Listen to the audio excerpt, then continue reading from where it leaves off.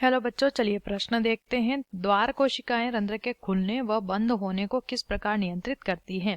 ये यहाँ पर लिखा है रंध्र, यहाँ सामने लिख लेते हैं रंध्र। देखिए, सबसे पहले जानेंगे हमारे प्रश्न की मुख्य अवधारणा। हमारे प्रश्न की मुख्य अवधारणा यहाँ पर संबंधित है, हमें बताना है यहाँ पे द्वार कोशिका जो होती है उनके विषय में प्रश्न दिया है। देखिए, ये जो द्वार कोशिकाएं होती है ये कहाँ पाई जाती हैं?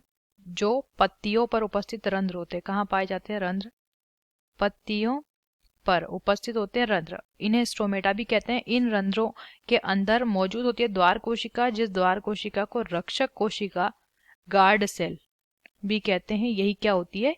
द्वार कोशिका, द्वार कोशिका कहलाती है। अब यहाँ पे समझ लेते हैं कि जो द्वार कोशिका होती है वो रंध्र के खुलने और बंद होने को किस प्रकार नियंत्रित करते हैं। तो जो रक्षक कोशिका होती है, जब इसके अंदर क्या होती है, अंतःपरासरण की क्रिया, अंतःपरासरण की क्रिया जब इसमें होती है तो कोशिका के अंदर जल भर जाता है, जल भरता है, और जल भरने की वजह से रक्षक कोशिका स्फीत हो जाती है। कैसी अवस्था में आ जाती है? स्फीत अवस्था में आ जाती है। लिखेंगे यहाँ पे स्फीत अवस्था में आ जाती है, और जो रंध्र होता है वो खुल जाता है। वहीं पर जब इसी रक्षक कोशिका में क्या होता है, बहिःपरासरण की क्रिया, बहिःपरासरण की क्रिया होती है, तो इस वजह से इस कोशिका का जो जल है वो कोशिका से बाहर चला जाता है, और जल के बाहर जाने की वजह से कोशिका जो होती है वो श्लथ अवस्था में आ जाती है। फलस्वरूप रंध्र जो होता है वो बंद हो जाता है।